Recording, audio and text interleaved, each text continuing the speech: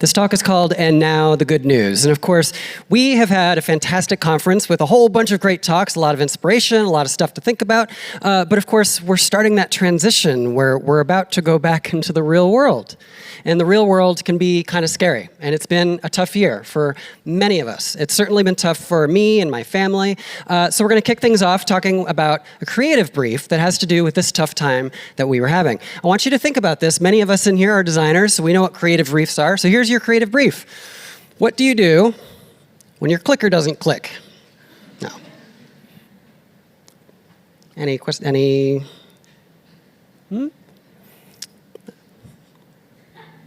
There we go. Thank you.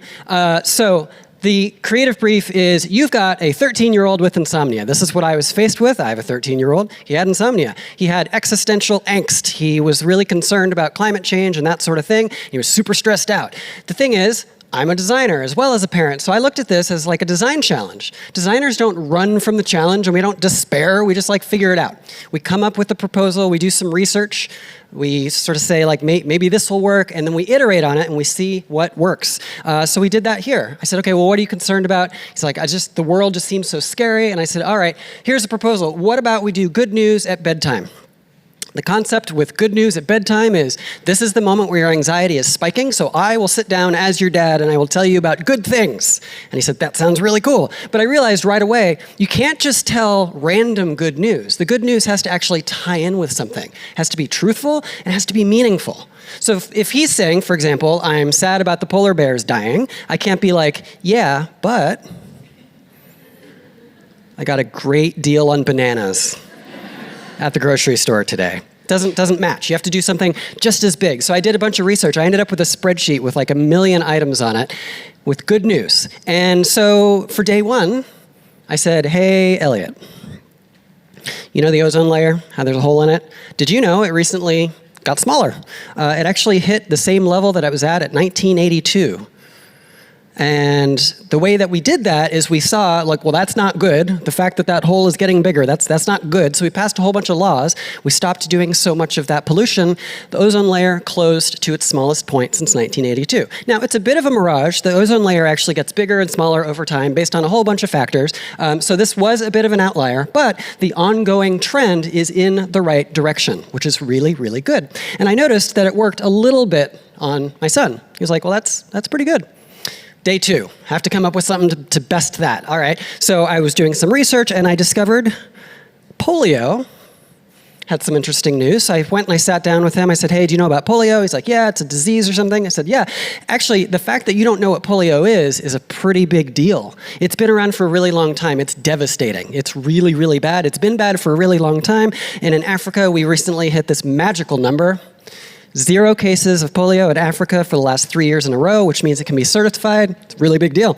Now, polio is not gone yet, but we're really close. And if you look in human history, we never get rid of diseases. We sometimes decrease them, but we hardly ever get to 0. It's very, very, very uncommon. It's a human achievement that we have almost never done, and we're getting there.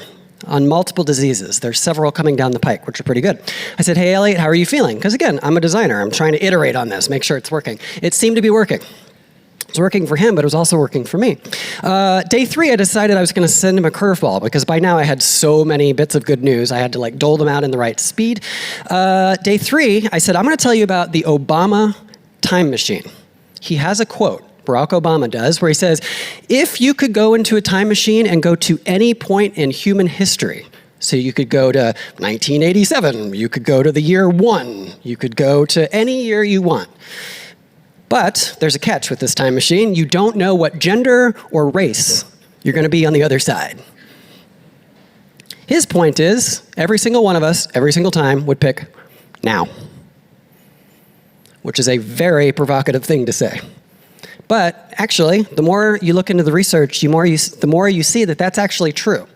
Really provocative thing to say, that 2020 is the best time as long as you don't know you're going to be a rich white guy. Because that's the only section that would possibly, like if you knew you were going to be a rich white guy in a developed nation, then you might pick different eras. But absolutely everybody else, you'd pick now, which is kind of crazy. Now, for the next part of the talk, I just mentioned the data. And I was trying to figure out how in a really short talk do you show the overwhelming amount of good news. So what I'm about to do is a bunch of stuff is going to scroll by the screen really fast. And I'm going to try to narrate it in time. And I apologize to anybody that's having to translate what I'm saying, because it's going to go very fast. But I did post this online so you can see all the source stuff. There's a great website called Beautiful News, and what they did is they said, we're going to do infographics of really good stories once a day for an entire year. And I am going to try really hard to keep up with this. I've never done this successfully. Here we go. Life expectancy is rising, homicides are decreasing, woodland cover is the same as medieval era in the UK, poverty amongst Black and Hispanic men is falling, gender gap has disappeared, transgender rights are increasing, more women in STEM than ever, nukes are going down, Russia's doing pretty well with life expectancy, plastic roads, something, something, fewer people dying from malnutrition, we're spending more on health than ever, there's more female CEOs than ever before, it's okay to be gay in more countries than ever before, the fuel, cancer, health is better, so anyway, I can't keep up. But I highly recommend go to Beautiful News. A bunch of those are from there. And what you see is I had a perception that 95% of everything is going wrong. And telling stories like that, that tends to be the 5%. And what I discovered is it's kind of the opposite. There's absolutely statistics that are going in the wrong direction, no doubt about it. But they're actually the minority, which was kind of a crazy thing to learn. So I guess the central question that I would have if I were sitting in the audience, having some guy up here tell me that it's fine, is this. If things are looking up, then why do I feel so bad? I think this is a really important thing to think about. And the first thing that I want to say is, I'm not going to stand up here and say there aren't really, really bad problems. No one's denying the really bad problems. No one's denying that we have a long way to go. Not at all. But here's the way that I think about this. If you think about a spectrum, where all the way on one side you have people in denial, and all the way on the other side you have people despairing. And you take a really, really big topic like climate change. Okay, so the person in denial is going to say, climate change isn't real, I'm not going to do anything. Me. But if you take on too much of the despair, you sort of end up in the same place. Why bother? We're all doomed. And in this weird way, these two sides, as much as they disagree with each other, they're kind of ending up at the same level of action, which I think is interesting. Now, there are people out there, however, and they're up here. And I want to make something really clear. These people aren't centrists. They're not like saying like, oh, I'm half in denial and half in despair. They're also not optimists. They're not saying like, I'm sure it'll be fine with absolutely no action on my part. The people up there are designers. And I want to say that again. I am not an optimist. I'm a designer. It is our job to be assigned creative briefs, not deny it, but not despair, and move forward. So when somebody says like, your button doesn't look clickable, you don't go like, yeah, it is. And when somebody says your button doesn't look clickable, you don't cry about it. I sometimes have, but you're not supposed to. No, as a designer, you take this information on board and you do some research and you look for best practices and you try to figure something out. You do more of the things that seem to be working and you do less of the things that don't seem to be working. And then you iterate. That's what designers do.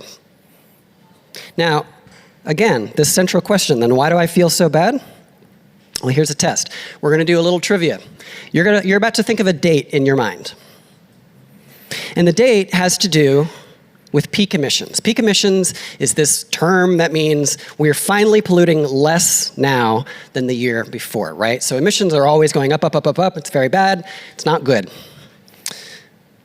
America is one of the biggest polluters. Second biggest polluter, cares a lot about its economy, doesn't care a lot about the environment. And it shows in the stats. A lot of the reason that climate change is such a big problem is because of the industrialization of a lot of countries, especially America. So I want you to imagine in your mind, America will eventually hit peak emissions, I assume. So I want you to imagine in your mind, what year will America finally hit peak emissions? What's that number in your mind? Is it, 2100, 2050, 2030? Like, at what point is America going to hit peak emissions? Get that number in your head. 2007. is when America already hit peak emissions 13 years ago. And if you don't know that, I think that's interesting. I've been running around telling everyone this statistic, just watching the expression on their face, because I remember the expression on my face. It completely changed the math. If nothing that we're doing is working, then we just have to burn it all down and start over. But something happened, I don't know what, but something happened where under a Republican president in 2007, they hit peak emissions. They haven't gone to that level since. It's actually been steadily down since. That's interesting because it takes a long time to make change. That's not something you decide in 2006 and then press a button and then that happens. You have to move public opinion, you have to change whole new industries, you have to pass a bunch of laws, you have to regulate those laws. There's a lot that goes into that. But it's not just America. If you think about France and the UK, they hit peak emissions in 1991.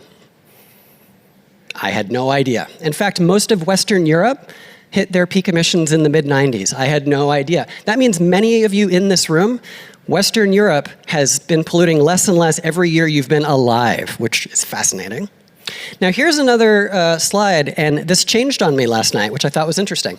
I'm going to tell you what I was going to say, and then the new stat. What I was going to say was, what about China? China, of course, pollutes a lot. They say they're going to hit peak emissions by 2030. And what I was going to say was, this seems like a bummer, but you have to understand, China became industrialized much later and is much larger. The fact that they think they can hit 2030, and they seem to be hitting those numbers, is staggering. In fact, they're planting 88 billion trees over the next few decades. They're doing so much amazing work, and they're sharing that knowledge with the rest of the world. Super positive. That's what I was going to say.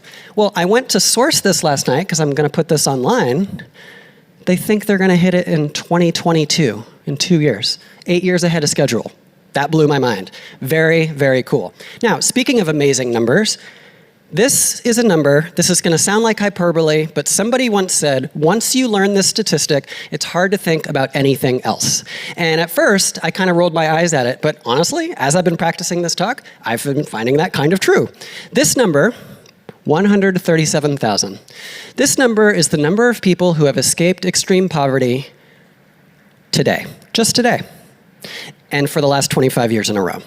1 billion people have come out of extreme poverty in the last 20 to 25 years. And the story behind this was the world got together and said, this is a moral outrage. Keep in mind, extreme poverty doesn't mean you can't afford the latest iPhone. Extreme poverty is a stain on society. It is where you get really, really bad things like war and terrorism and countries that can't govern themselves. This is not just a moral issue, which is enormous. This is one of the biggest issues in the whole world. And the UN decided a while back, we currently have 2 billion people in extreme poverty, and by 2015, we're going to cut it in half. Not only did they do it, they did it 5 years ahead of schedule.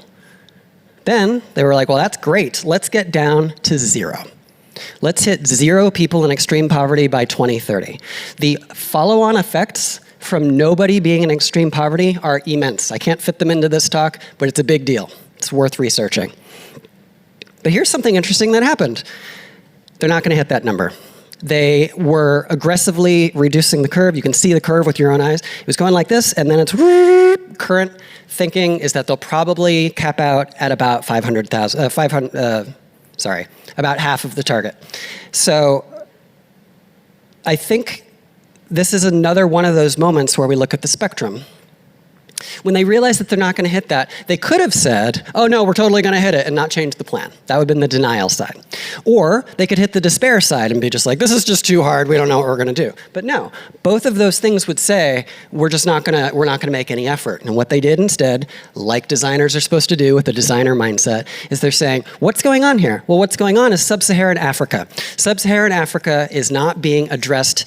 These techniques that they're using are not working as well there as in these other countries. So they're trying to come up with some other proposals. Design mindset.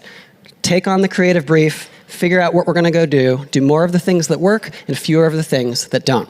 Now, if you want to be inspired by things like these are some books that really helped me. Enlightenment Now, I really like it because it's basically 25 chapters where it's just like women's rights, environment, violence. They just take all these giant topics and he explains, here's all the things that are being worked on, here are the results, here's what's working, here's what's not. And it makes you understand just how much amazing stuff is happening. Number two, the fate of food does not shy away from the world.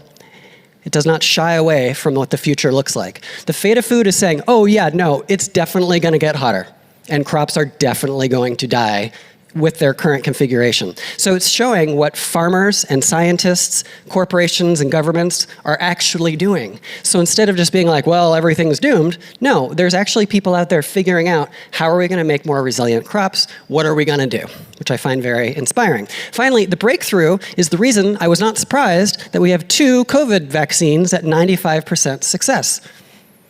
The breakthrough is about cancer research specifically, but more broadly, it helps you understand what amazing work is being done. And by amazing, what I mean is it's snowballing. It just seems to be going faster and faster. Incredible breakthroughs are coming, thus the name of the book. Now, if you want to learn more about this, I found that this was kind of like a balm on my soul when I found sites like this. This is ClimateScape, and it just shows you, here are companies working on these sorts of things. So instead of being sad about it, we can put our designer hats and be like, maybe I should go work for one of these companies. In fact, I interviewed at 2 of these companies, and I gotta say, I spent the next week walking on air because it was so cool seeing what they were working on and just imagining maybe I could work on this too. In fact, there's a website, Climate Base. You can literally go there and say, I'm a designer or I'm an engineer. Like, put me in. Give me one of these jobs so I can actually make a difference. And what's beautiful about all this is that we already know how to do this. This is the designer mindset. It is not our job to deny things or despair about things. It's our job to figure out what's going on, do our research, propose a new thing, then do more of the things that work and fewer of the things that don't. And if we do that, then we can kind of do a lot. Whether it's a personal thing, like, you know, your own personal mental health, or like you have insomnia, or something happening in your family or on your team, or more broadly in your community or in the world. We can do all of these things, and the reason that I know that is because we always have. Thank you very much.